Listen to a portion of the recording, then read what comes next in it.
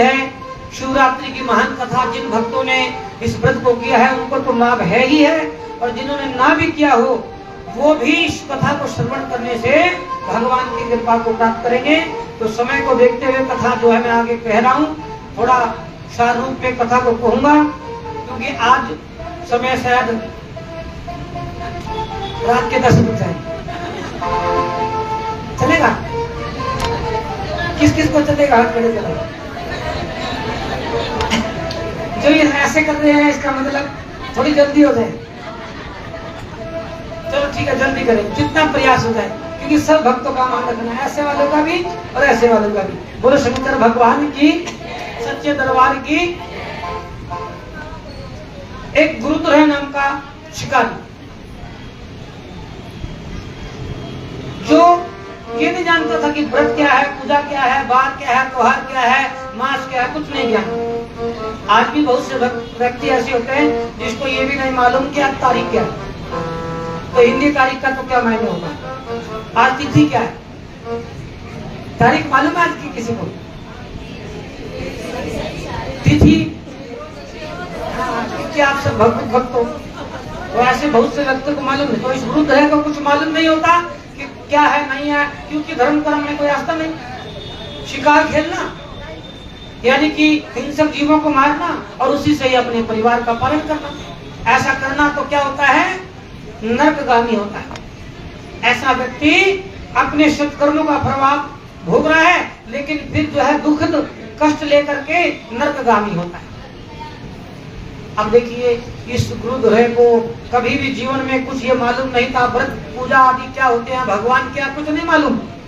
लेकिन अज्ञान से इसने भगवान का व्रत अनुष्ठान किया और कृपा हो गई। वो कैसे, इस कथा के माध्यम से श्रवण करो। बोले सच्चे दरबार की, दरबार की, दरबार की। तो यानी कि भगवान हमारे कितने दयालु होते हैं कि थोड़ा सा हम आगे बढ़ गए अनजाने से भी। अब हम आ रहे हैं अपने घर से, लेकिन ये घर जो है, हमारा घर का रास्ता मंदिर की तरफ से होकर के गुजरता है, तो भगवान सोचे चाहे ये मेरा भक्त ये मेरे मंदिर की तरफ ही आ रहा हो, तो कृपा धीरे धीरे तभी प्राप्त हो जाती है। चाहे वो बाहर से चला जाए, लेकिन भगवान के दृष्टि के सामने से तो गया ना, तो अनंत कृपा प्रभु। तो गुरुद्वारा एक बार जब शिकार खेलने गया, बच्चों ने कहा कि भूख बड़ी जोर की लग रही है, कुछ आज ज्यादा खाने पीने को लेकर के आना। सारा दिन घूमता रहा, प्रातः काली धनुष बाण लेकर के निकल गया था और बाहर निकल गया।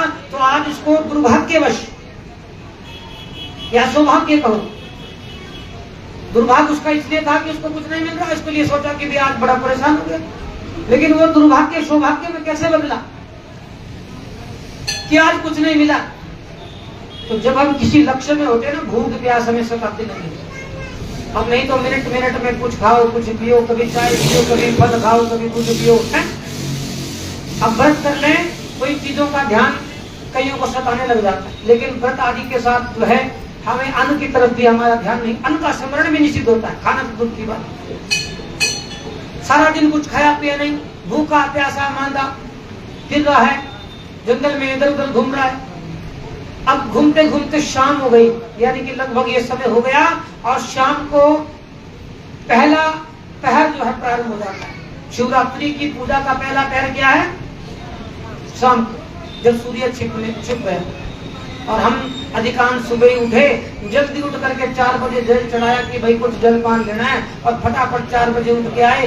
कुछ हो ना हो, भोले चाहे उठे ना उठे, भगवान को स्नान करा दो। बोलो शंकर भगवान की, ले प्रभु ये जल है, फटाफट स्नान कराया है, भगवान कहे क्या। अब हाँ ठीक है, अच्छी बात है, लेकिन इतनी शीघ्रता से शिवरात्रि की पूजा संपन्न नहीं होती। पहला पहर की पूजा अब प्रारंभ होता है। अब उसने सोचा सारा दिन कुछ नहीं मिला, भूखा प्यासा घूम रहा है, तो उसने सोचा कि ये जो जलाशय है ना, छोटा सा तालाब था, कि शाम के टाइम कोई ना कोई जीव यहाँ आएगा और यहाँ जल पीने की इच्छा करेगा, और तब मेरा काम सिद्ध। यानी कि अभी भी उसके मन में हिंसा है, जाएगा कहाँ से। बच्चों ने कहा था अभी खाने पीने को लाना, सारा दिन कुछ नहीं मिला। बोलो सच्चे दरबार की। अब एक किसी पात्र में जल लेकर के एक बेलपत्र का, इस बेलपत्र का वृक्ष था, और वो वृक्ष जो है, हाँ जी बोले जी, है जाओ बड़े बड़े अंकल जी इसमें जाओ। बोलो सच्चे दरबार की। एक बेल वृक्ष का वृक्ष था उस तालाब के साथ, तो उस कांटे वाले वृक्ष में, जहां से ये पत्ते तोड़ना भी महाराज मुश्किल हो जाता है ना, उस कांटे वाले वृक्ष में चढ़ के बैठ गया। क्यों? क्योंकि जब लक्ष्य तगड़ा हो तो कुछ नहीं चुभते कांटे वाटे, है ना। और जब हम मन में विचार अन्य न होंगे तो भाई एक कांटा भी चुभ जाए तो आहा। अब उसमें चढ़ करके बैठ गया, देखो कैसी कृपा होगी। वो जल पात्र भी था और बेलपत्र का वृक्ष भी था। और ऐसे ही पहला पहर शुरू हो गया, और पहले पहर में जो है एक हिरणी आई जल पीने के लिए, छलांग मारती मारती जल पी। और इतने में जो है वो भील प्रसन्न, सारा दिन जिस चीज को नहीं देखा अब एकदम से देख लिया हिरणी को, उस पशु को। और वो उसने एकदम से हड़बड़ा करके जो है जब हिला तो वो थोड़ा जल निकल करके वहां बिलव के मूल में भगवान शिव के विग्रह में जाकर के चढ़ गया। और कुछ बेल पत्र जो वृक्ष के हिलने से वो जाकर के चढ़ गए। अब ना तो देखो उसने ये गांठ काटी, और ना ही ऐसा चढ़ाया न वैसा चढ़ाया, न जाने कैसे जाकर के। ये सब अज्ञान बस। जल और पत्र ये दोनों चीज भगवान पे अर्पण हो गई शिव विग्रह पे। तो पहले पैर की पूजा भगवान तो कहेगी ठीक है, तूने तो मेरी पहली पैर की पूजा संपन्न। अब इसको पता नहीं मैंने पूजा करी। और इतने में हिरण्य कहे महाराज, बोले क्या महाराज, तुझे मारूंगा तभी तो अपने घर का गुजारा चलेगा। बोले ऐसा है, मुझे छोड़ दो, घर जाके बच्चे संभाला हूँ, मेरे छोटे छोटे बच्चे हैं, अपनी बहन के पति के हाथ संभाल करके आ जाऊं और फिर वापस आ जाऊं। बोले मरते हुए तो सब ऐसे ही कहते, जब प्राण का दंड आ जाता है तो सब भय के मारे उठ पटांग। बोले ना, ये सत्य बात है।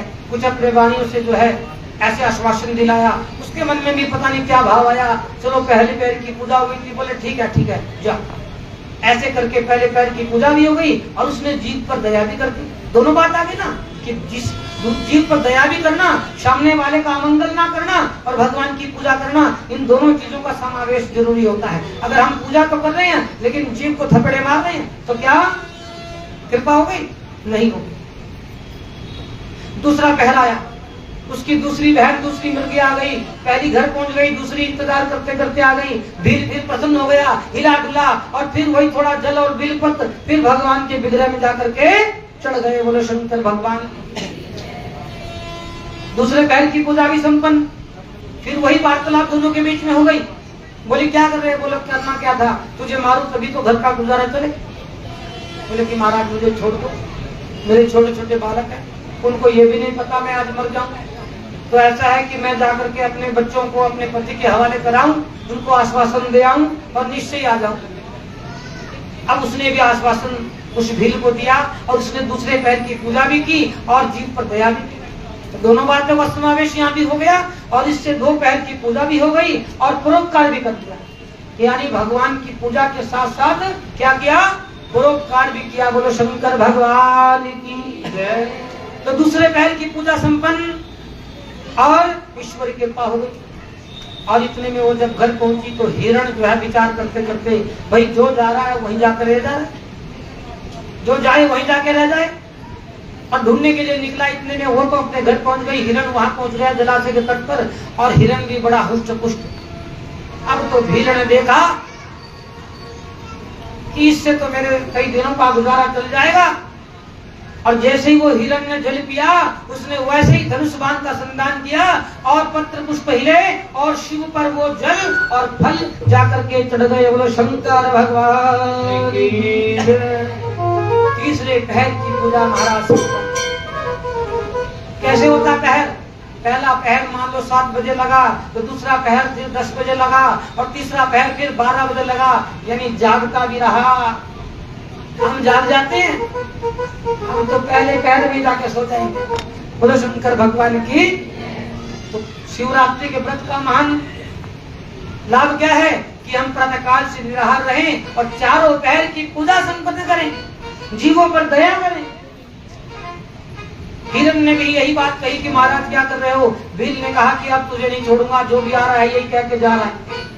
बोले मैं सत्य कह रहा हूँ, मेरी बात को अन्यथा मत विचारो। मुझे उस पाप में जाना पड़े जो शिव द्रोही को लगता है, मेरी कहीं गति ना हो।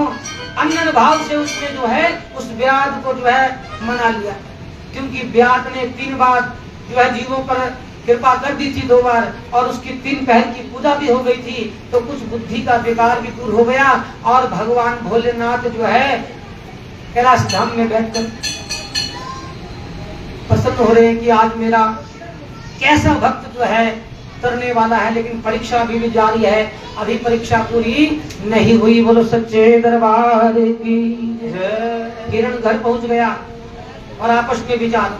अब देखो, अगर हम किसी से वादा करते हैं, इस बात को हमेशा ध्यान रखना, तो इसलिए सोच समझ कर वादा करो। रघुकुल रीत सदा चली आई, प्राण जाए पर वचन न लाई। यानी वचन, वादा माता पिता आदि किसी से भी करो, उसको अगर पूरा नहीं करोगे तो नरकगामी होता है वो इंसान, नरक में जाना पड़ता है। इन पशुओं को भी पता है।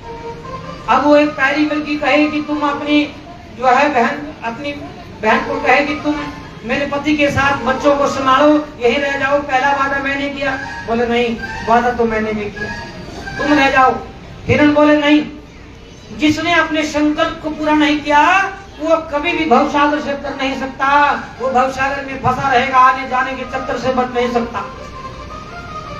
तो तीनों अपने अपने उस वादा को पूरा करने के लिए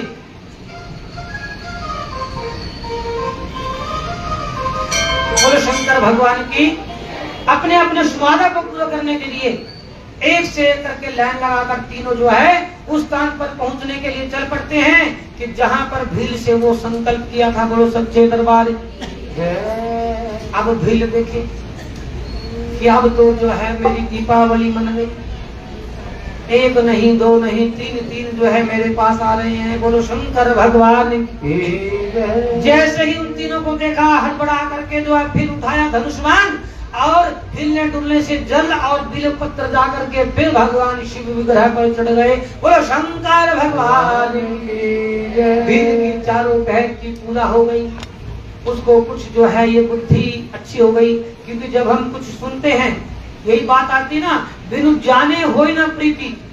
कुछ अच्छा किया, कुछ जानने से, कुछ करने से तो हमारी बुद्धि सुधरती है। अब देखो कि ये जीव में से अच्छे हैं, इन्होंने अपने संकल्प को पूरा करने के लिए मेरे पास आ गए, अपने प्राणों को दाव में डाल दिया और मैं इनको मारने के लिए तत्पर। ऐसी बुद्धि हो गई, ऐसी दया करी। चारों पैर की पूजा तो हो गई, देखो 3 पैरों में पूजा भी करी और दया भी करी, 4थे पैर में भी दया कर डाली। बोले जाओ, तुम सब जाओ। बच्चे भी पीछे पीछे आ गए थे कि जहां हमारे माता पिता मरेंगे हम वहीं अपने प्राण त्याग देंगे। और सबको देख करके भी उसने यही किया कि नहीं, तुम सबको मार करके मैं पाप का भागी नहीं बनना चाहता। भगवान शिव की ऐसी कृपा हुई कि सबको छोड़ दिया कि तुम स्वतंत्र हो, अपने अपने स्थान को जाओ। तो 4थे पैर में भी पूजा संपन्न। और भगवान कहते हैं कि भक्तों पर जो या जीवों पर जो दया करता है वो निश्चय ही मेरी कृपा को प्राप्त कर जाता है। तो उसने अपने जो है उन सब भक्तों, उन सब जीवों पर दया करी और हरि प्रसन्न हो गए। सिया राम मैं सब जग जानी, करो प्रणाम जोड़ी जुग पानी। श्री राम जय जय राम, श्री राम जय जय राम, श्री राम जय जय राम, श्री राम जय राम। मंगल भवन अमंगल हारी, जब सुर सुर जन बिहारी। जय सिया राम बोल जय सिया राम, जय सिया राम जय सिया राम। सिया राम मैं जब जग जानी, करो प्रणाम जोड़ी जुग पानी। श्री राम जय राम, श्री राम जय राम, श्री राम जय राम, श्री राम जय राम। जब हम सब जीव पर दया करते हैं ईश्वर समान समझ करके, तो ईश्वर क्यों ना प्रसन्न हो। उसके सारे पाप नष्ट हुए, भगवान प्रकट हो गए। बोले कि आज तुझ पर मैं बहुत प्रसन्न हूँ, मांग क्या मांग। बोले क्या मांगो भगवान, जब आपके ही दर्शन हो गए, इससे बड़ा और क्या मांग है। जो ऋषि मुनिगण कठिन कठिन तपस्या करके भी प्राप्त नहीं करते, उस अभक्त को आपने भक्त वत्सल बना दी।